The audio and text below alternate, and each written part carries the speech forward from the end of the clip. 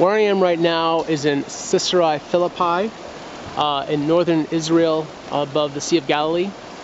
I am actually in the region of the Golanites.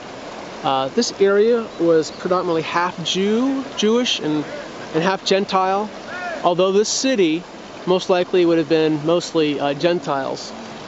This cave that I'm looking at is the Cave of Pan, which is the Greek god of shepherding and goats and sheep. This whole area, as you see the rock cliff here, would have been the entire back end of the city itself. The area of the cave has a spring that is the fourth source of water that feeds the Jordan. One thing that was interesting is if we consider Greek mythology in this, again, this is the Cave of Pan. We can look at that as being a symbol of Hades, which is guarded by the river Styx. And it's this over mythological idea of the holy mountain, because above Casarea Philippi you can't see it from here, but in this direction is Mount Hermon. So you have a mountain here that represents a high and holy place, and the greenery also represents the fertility of God. So this is the center of paganism.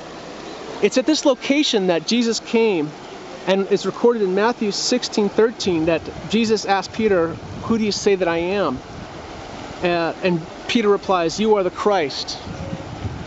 This contrasts with other religions in this area. Also, he tells Peter, he says to Peter, "Upon this rock I will build my church." And a lot of people would say, well, what's the rock? Is it a play on words with the word Peter, Petros, which means little rock, or rock as Jesus, or gospel? But in this area, you see this whole area is of rock, and paganism would be the masquerade, the mask that tries to hide the truth from the reality of God Himself. So here we see that, and then in Matthew 16:20, Jesus then paints the picture of what will happen and how this masquerade will be stripped of its masquerade, and the truth would be revealed by His death and resurrection.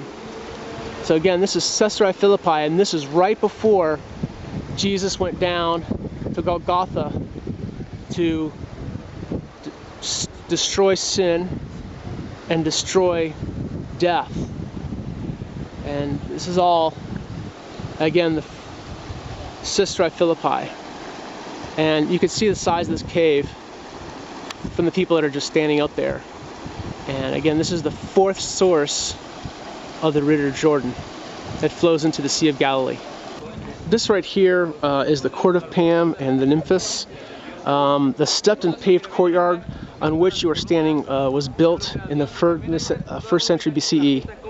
An artificial cave was quarried in the rock cliff opposite the courtyard, and there the statue of Pan was placed. Pagan worship was carried out in this courtyard as illustrated below, and we can see it down in this area here.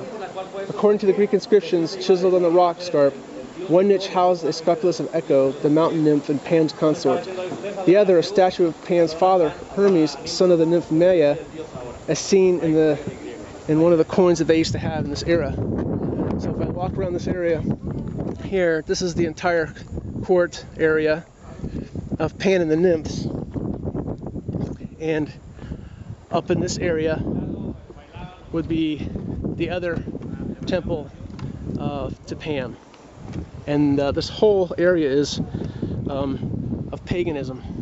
So you can just see this area again, and up the rock cliff where they would have had other the city dwellings.